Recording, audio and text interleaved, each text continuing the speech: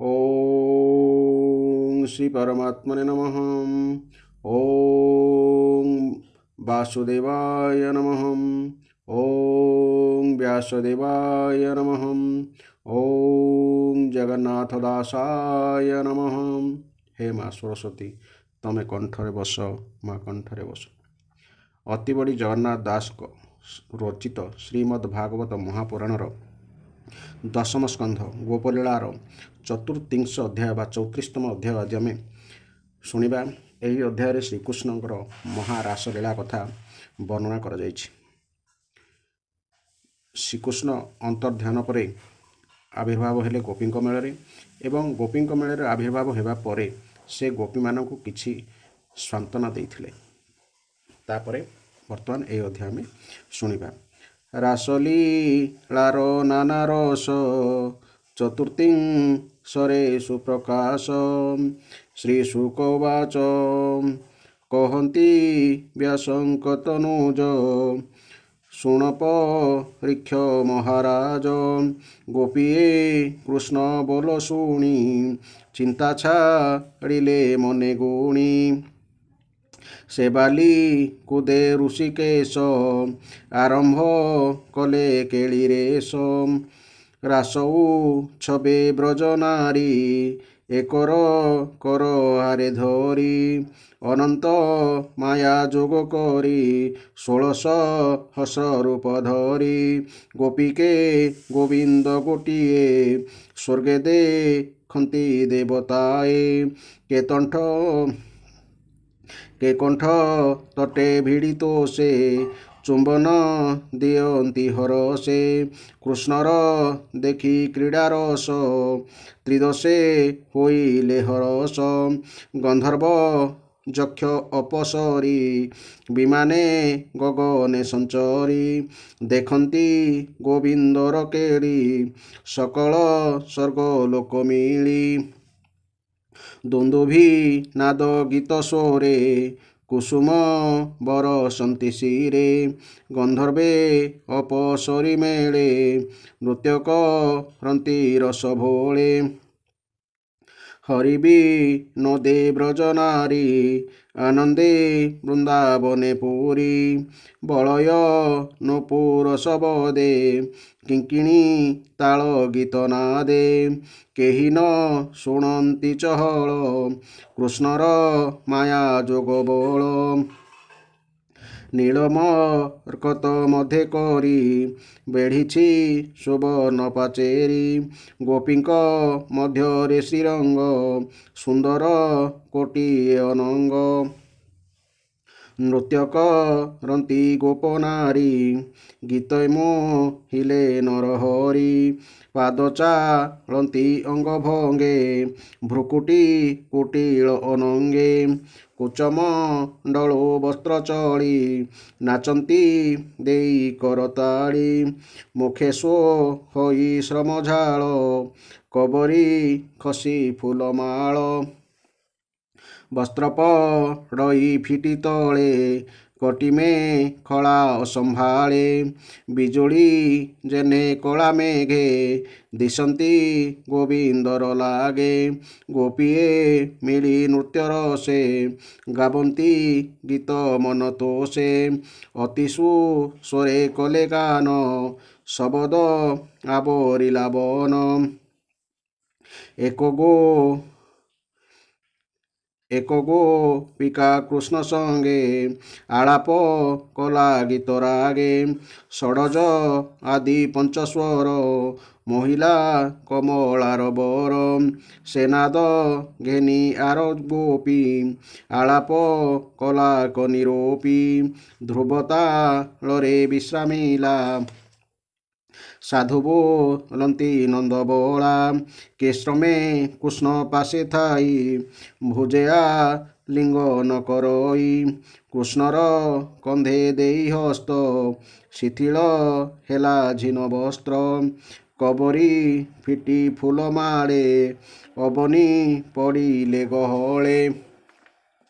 कृष्णर भुज धरी गोपी आघ्राण कला शाश्वखेपी चंदने श्यामलिया होई उत्पल प्राये कबासई आघ्राण करी नासा द्वारे रोमांच होइला शरीरे के गोपी नाट श्रम पाई गोविंद कर्ण मूले जाई कुंडल तले मुख देला चुंबने तांबूल पाइला के भुज धरी कुचे चापी के मुखे चाहांती निरोपी कटी में खड़ा क्षुद्र घंटी शबद करी नृत्य फूटी गोविंद कर देई शिरे श्रम छाड़िले सुख भरे कृष्ण को कांत पणे पाई गोपीर मिले तोष होई हरिर कंठे भुज देई तोषेर मिले गीत गाई नीलऊ पल गोपी कर्णे अलके सोहे झाल श्रमे बलय नुपुर सबदे गोविंद नाचंती आनंदे भ्रमर बाद्ये नृत्य करी रासौ छबे ब्रजनारी कबरी फिटी फूलमाल कटी में खड़ा असंभाल एमंते नाना रस बंधे गोविंद रमिले आनंदे बालक निज बिंब देखी खेलोई जेन्हे होई सुखी कृष्णर अंग संग लागी गोपी हो इले सौभागी केशव सन स्तन बास खसिले भूषण अशेष कृष्णर क्रीड़ा रस देखी त्रिदश बधू जने सुखी नक्षत्र गण चंद्र संगे सकले पीड़िले अनंगे गोपीके कृष्ण रूप होई लीला भी नदे भावग्राही जार नाई रूपरेख गोपींकी देले आत्मसुख गोपींक मुखे श्रम चाही पोछंती करे भावग्राही जे जहा अलंकार भरी गोपी चाहांती नरहरी कृष्णर नख क्षत पाई आनंदे पुलकित होई कृष्णर कर्म गुण मुखे कहती एक कुआर के ब्रजका मिनी घेनी संगे स्तन कुम कृष्ण अंगे करिणी जुथे गज जेने गोपींक श्रम जानी मने पशिले कालिंदी भितरे गंधर्वे गावंती सुस्वरे गोविंद देहे गोपनारी जलसी चंती करे धरी कठाके चाहंती श्रीमुख खंडिले जन्म बंध दुख विमाने थाई देवनारी पुष्पव रसी स्तुति करी गजेन्द्र प्राय रंग मेले लीला भी नदे नदी जले चंद्र की रणे वन भूमि सुंदर प्रकाशे जामिनी गोप बला घेनी संगे हरिर मिले आत्मारंगे ताहार नाही रसच्युत अच्युत नाम जेणु ख्यात शुणिय भीमनी नंदन चाहिला सुकंक बदन सभये कहई मधुर चरणे देई बेनिकर राजा परीक्षित उवाच भूमुनि असंभव वाणी संशय लागिला तो शुणी मनुष्य अंशे जन्म होई अखिल ब्रह्मांड गोसाई अधर्म नाशिबार आसे रूप हो इले यदुवंशे धर्मपालक नरहरि से किंपा अधर्म आचरी जगत जन गुरु पिता गतिय गति इष्टदाता जानाम मुकति पसरा से किंपा कले परदारा ନିଜ ମହିମା ଆତ୍ମାରତ ସେ କିପା କଲେ ବିପରୀତ କି ଅଭିପ୍ରାୟ ନ ଜାଣଇ ସଂଶୟ ଛେଦ ମୋ ଗୋସାଇଁ ରାଜା ବଦନ ଚାହିଁ ମୁନି କହନ୍ତି କୃଷ୍ଣ ଭାବ ଘେନି ଶ୍ରୀ ଶୁକ ଉବାଚ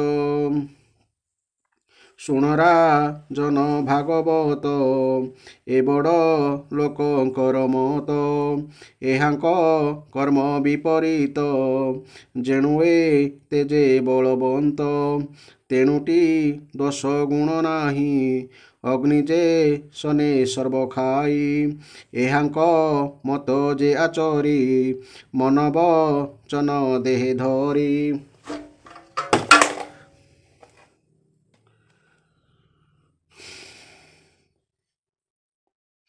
ଏହାଙ୍କ ମତ ଯେ ଆଚରି ମନ ବଚନ ଦେହେ ଧରି ଯେବେ କରିବେ ମୂଢ଼ପଣେ ନାଶ ହୋଇବେ ତତକ୍ଷଣେ ଜଳଧି ମନ୍ଥନରୁ ବିଷ ରୁଦ୍ରହୁଁ ଅନ୍ୟ ନୋହି ଗ୍ରାସ ଏହାଙ୍କ ବଚନ ହିଁ ସତ ଆନେନ କରନ୍ତି ହେମନ୍ତ ଯେ ବୁଦ୍ଧିମନ୍ତ ସାଧୁ ଧୀର ସେ ନ କରିବେ ଏବେ ଭାର ଈଶ୍ୱର ଆଦିଙ୍କର ମତ ଅଳପ ଜନେ ବିପରୀତ ପଶୁ ମନୁଷ୍ୟ ଦେବଙ୍କର ଈଶ୍ୱରଙ୍କର ଯେ ଈଶ୍ୱର ଯାହାର ଦେହ ବୁଦ୍ଧି ନାହିଁ ଶୁଭ ଶୁଭ ତାର କାହିଁ ଯାହାର ପଦ୍ମପାଦ ଧୂଳି ଆନନ୍ଦ ହୋଇ ଶିରେ ବୋଳି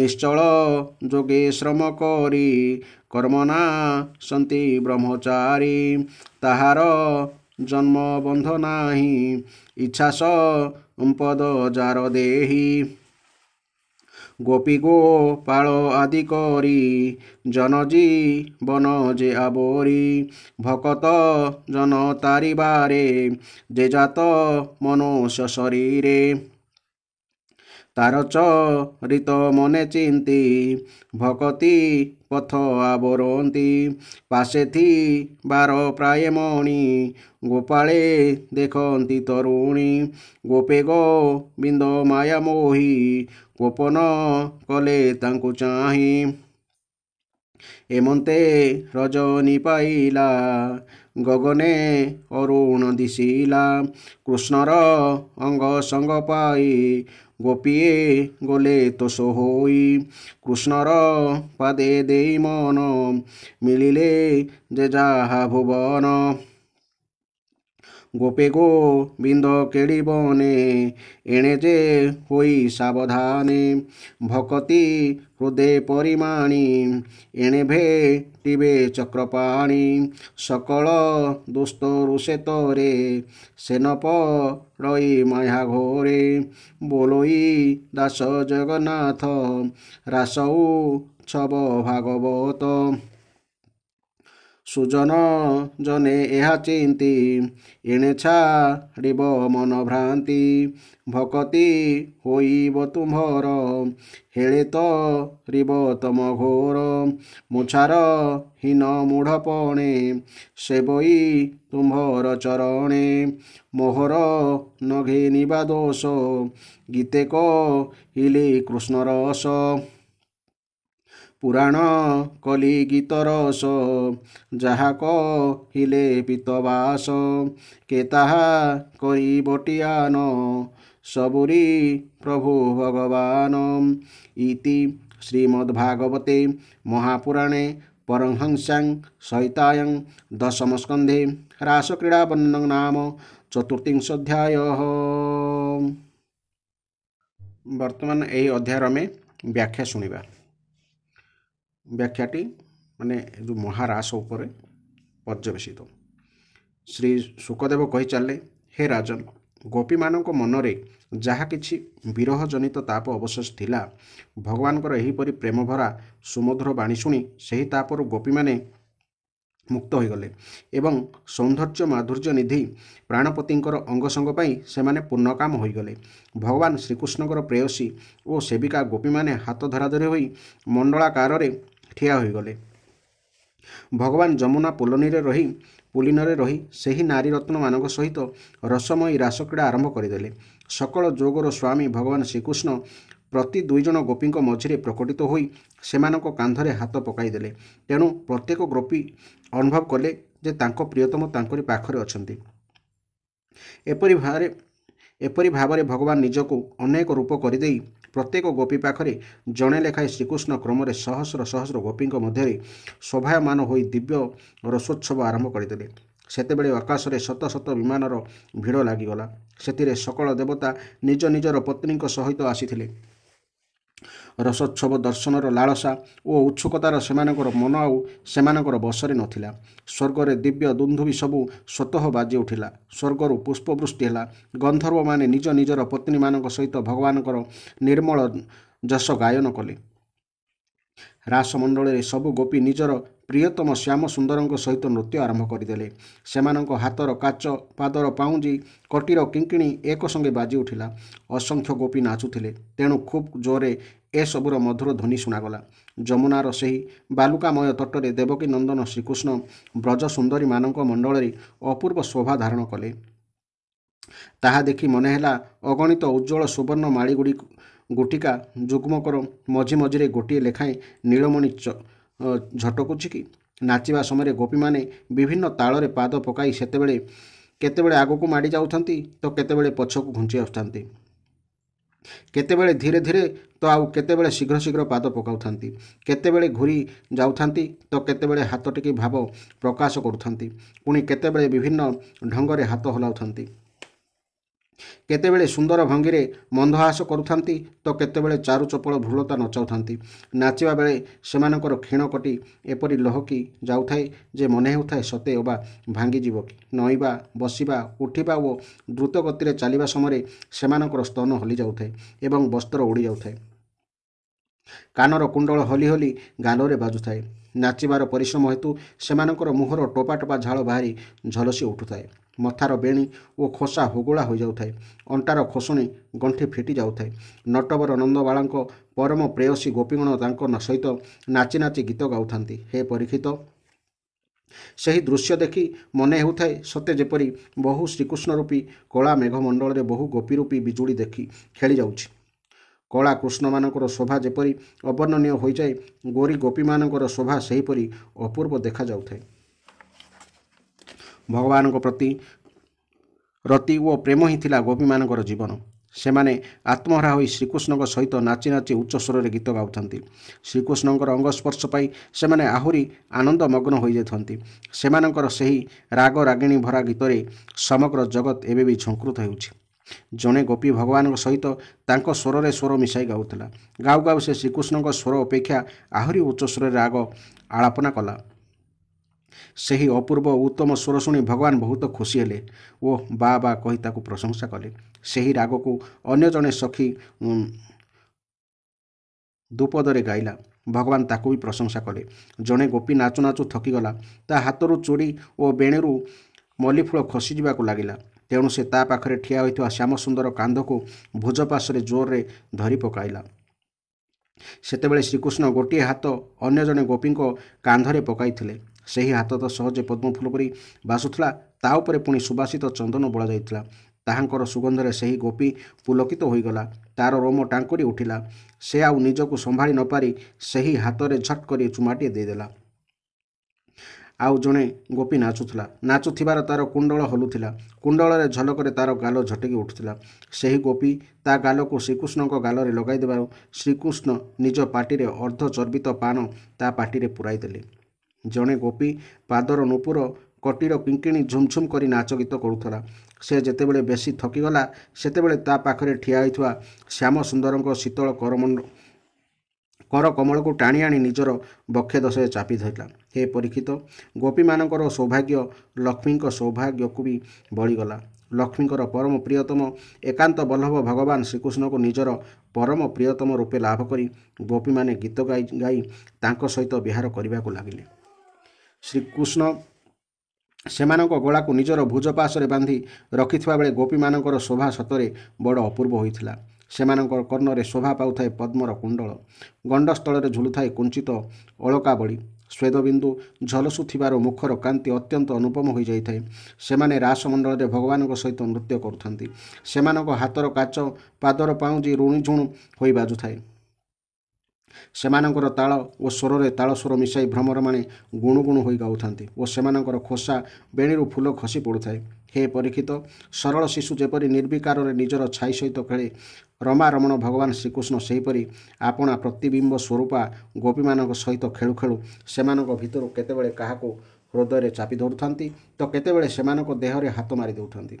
ପୁଣି କେତେବେଳେ ପ୍ରେମଭରା ବାଙ୍କ ଚାହାଣୀରେ କାହାକୁ ଚାହିଁ ଦେଉଥାନ୍ତି ତ କେତେବେଳେ ଲୀଳା ବିଳାସରେ ଖୋଲା ହସଟିଏ ହସି ଦେଉଥାନ୍ତି। ଏପରି ଭାବରେ ସେ ବ୍ରଜ ସୁନ୍ଦରୀମାନଙ୍କ ସହିତ କ୍ରୀଡ଼ା କଲେ। ହେ ପରୀକ୍ଷିତ, ଭଗବାନଙ୍କ ଅଙ୍ଗର ସଂସ୍ପର୍ଶ ପାଇ ଗୋପୀମାନଙ୍କର ଇନ୍ଦ୍ରିୟ ସବୁ ପ୍ରେମ ଓ ଆନନ୍ଦରେ ବିହୋଳ ହୋଇଗଲା। ସେମାନଙ୍କର କେଶ ମୁକୁଳା ହୋଇଗଲା, ଫୁଲହାର ଛିଣ୍ଡି ପଡ଼ିଲା, ଦେହର ଗହଣା କିଏ କୁଆଡ଼େ ପଡ଼ିଗଲା।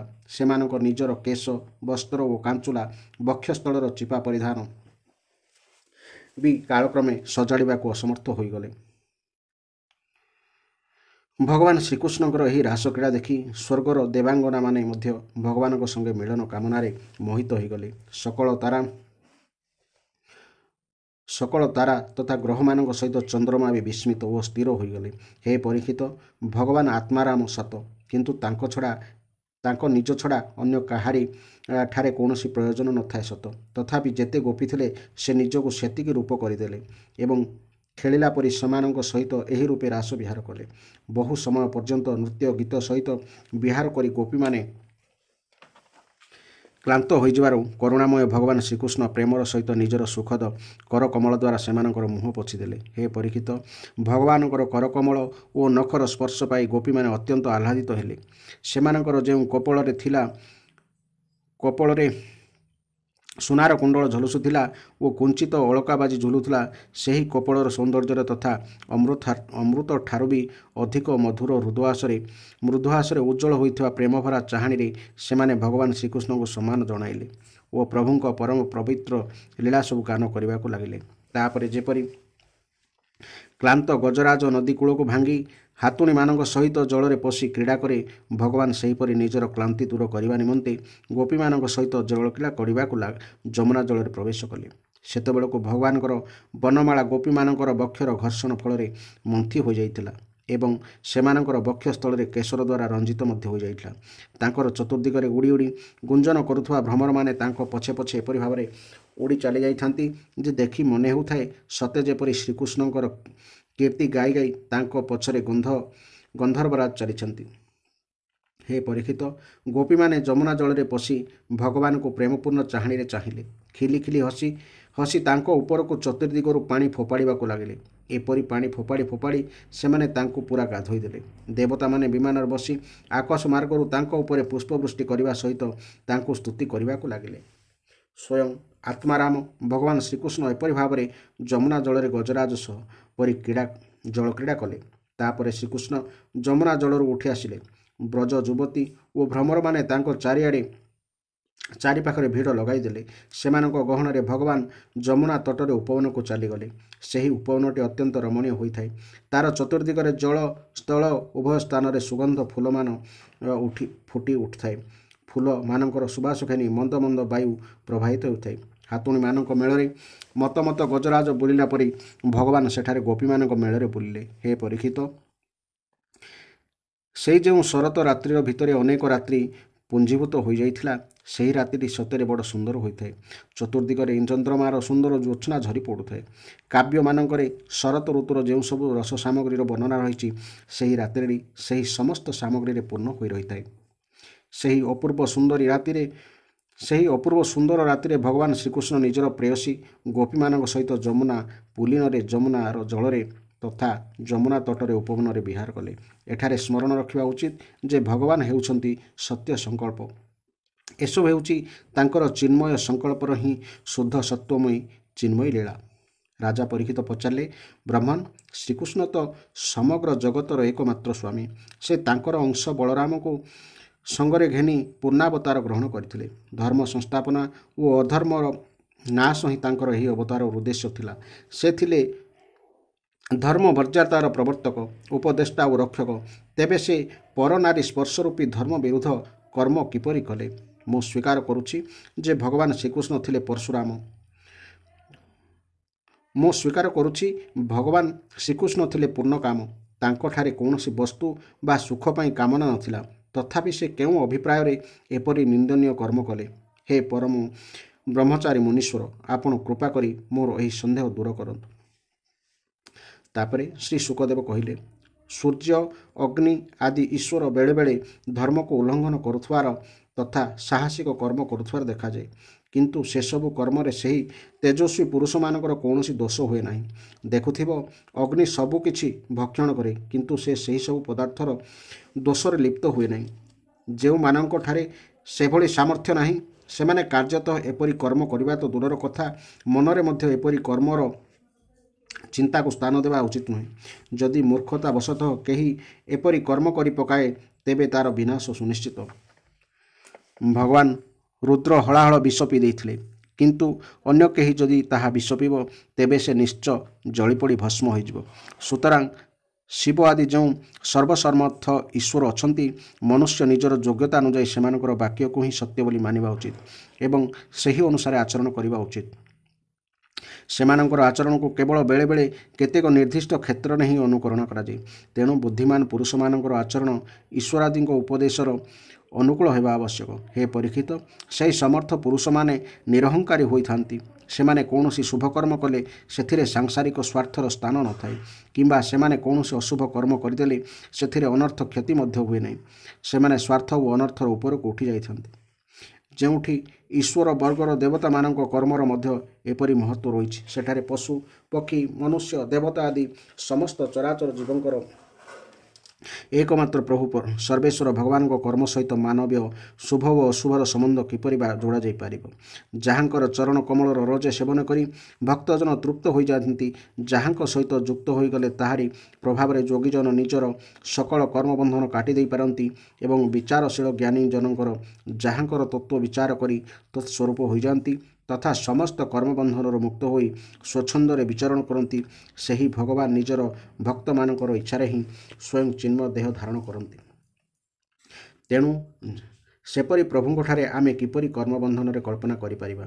ଗୋପୀମାନଙ୍କର, ସେମାନଙ୍କର ପତିମାନଙ୍କର, ସକଳ ଶରୀରଧାରୀଙ୍କର ଅନ୍ତଃକରଣରେ ଯେ ଆତ୍ମା ରୂପରେ ବିରାଜିତ, ଯେ ସମସ୍ତଙ୍କର ସାକ୍ଷୀ ଓ ପରମଗତି, ସେ ହିଁ ଚିନ୍ମୟ ଦିବ୍ୟ ଦେହ ଧାରଣ କରି ଏଠାରେ ବର୍ଣ୍ଣିତ ଲୀଳା କରିଛନ୍ତି। ଜୀବମାନଙ୍କୁ କୃପା କରିବା ନିମନ୍ତେ ହିଁ ଭଗବାନ ନିଜକୁ ମନୁଷ୍ୟ ରୂପରେ ଅଭିବ୍ୟକ୍ତ କରନ୍ତି ଏବଂ ଏପରି ଲୀଳା ସବୁ କରନ୍ତି ଯେ ତାହା ଶୁଣି ଜୀବ ଭଗବତ ପରାୟଣ ହୋଇଯାଏ। ବ୍ରଜବାସୀ ଗୋପାଳମାନେ ଭଗବାନ ଶ୍ରୀକୃଷ୍ଣଙ୍କୁ କୌଣସି ପ୍ରକାର ଦୋଷ ଦେଇନାହାନ୍ତି। ସେମାନେ ତାହାଙ୍କର ଯୋଗମାୟାରେ ମୋହିତ ହୋଇ ଜାଣୁଥିଲେ ଯେ ସେମାନଙ୍କର ପତ୍ନୀମାନେ ସେହିମାନଙ୍କ ନିକଟରେ ଅଛନ୍ତି। ଭଗବାନଙ୍କ ଯୋଗମାୟାରେ ବ୍ରହ୍ମାଙ୍କ ରାତ୍ରି ସମାନ ହୋଇଥିବା ସେହି ରାତ୍ରି ବିତିଗଲା। ବ୍ରାହ୍ମ ମୁହୂର୍ତ୍ତ ଆସିଗଲା। ନିଜ ନିଜ ଘରକୁ ଫେରିଯିବାକୁ ଗୋପୀମାନଙ୍କର ଆଉ ଇଚ୍ଛା ନଥିଲା। ତଥାପି ଶ୍ରୀକୃଷ୍ଣଙ୍କ ଆଜ୍ଞାରେ ସେମାନେ ନିଜ ନିଜ ଘରକୁ ଫେରିଗଲେ। ଘରକୁ ଫେରିବାକୁ ଇଚ୍ଛା ନଥିବାର କାରଣ ହେଲା, ସେମାନେ ସେମାନଙ୍କ ପ୍ରତ୍ୟେକ କର୍ମରେ, ପ୍ରତ୍ୟେକ ସଂକଳ୍ପରେ କେବଳ ଭଗବାନଙ୍କୁ ହିଁ ପ୍ରସନ୍ନ କରିବାକୁ ଚାହୁଁଥିଲେ। ହେ ପରୀକ୍ଷିତ, ଯେଉଁ ଧୀର ପୁରୁଷ ବ୍ରଜ ଯୁବତୀମାନଙ୍କ ସହିତ ଭଗବାନ ଶ୍ରୀକୃଷ୍ଣଙ୍କର ଏହି ଚିନ୍ମୟ ରାସବିଳାସ ଶ୍ରଦ୍ଧା ସହିତ ବାରମ୍ବାର ଶ୍ରବଣ କରନ୍ତି ଓ ବର୍ଣ୍ଣନା କରନ୍ତି, ସେମାନଙ୍କୁ ଭଗବାନଙ୍କ ଚରଣରେ ପରାଭକ୍ତି ମିଳିଯାଏ ଏବଂ ସେ ଅତି ଶୀଘ୍ର ନିଜ ହୃଦୟର ରୋଗରୁ ଅର୍ଥାତ୍ କାମ ବିକାରରୁ ମୁକ୍ତ ହୋଇଯାଆନ୍ତି। ତାଙ୍କର କାମଭାବ ଚିରକାଳ ନିମନ୍ତେ ନଷ୍ଟ ହୋଇଯାଏ। ଏହି ଥିଲା ଏହି ଅଧ୍ୟାୟର ବ୍ୟାଖ୍ୟା। ତ ଆପଣମାନେ ଏଭଳି ଅତିବଡ଼ି ଜଗନ୍ନାଥ ଦାସଙ୍କ ରଚିତ ପଦ୍ୟାନ୍ତରୀ ଏବଂ ତା'ର ବ୍ୟାଖ୍ୟା ଶୁଣିବା ପାଇଁ ଚ୍ୟାନେଲଟିକୁ ସବସ୍କ୍ରାଇବ୍ କରିବାକୁ ଭୁଲନ୍ତୁ ନାହିଁ। ଜୟ ଜଗନ୍ନାଥ, ଜୟ ଜଗନ୍ନାଥ, ଜୟ ଜଗନ୍ନାଥ।